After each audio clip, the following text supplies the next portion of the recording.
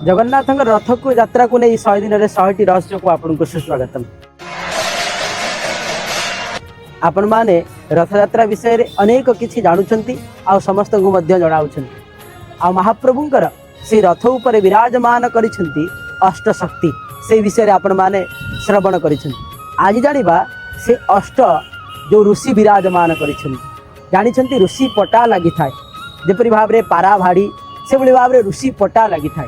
ऋषि पटा रे ऋषि विराजमान करंती जाको स्वतंत्र भाव रे 8टी दिगरे विराजमान करंती। ये अष्ट ऋषि बोली तांको कुआ जाई थाए। से भली भाव रे बड़बाड़ सामंतंकर 8टी ऋषि, देवी सुभद्रांकर 8टी ऋषि, जगन्नाथंकर मध्य 8टी ऋषि विराजमान करथि। जो बलभद्रंकर बड़बाड़ सामंतंकर अर्थात तालध्वज रथरे जो 8टी ऋषि विराजमान करंती तांकर ना गोटे गोटे स्वतंत्र भाव रे रहिछि।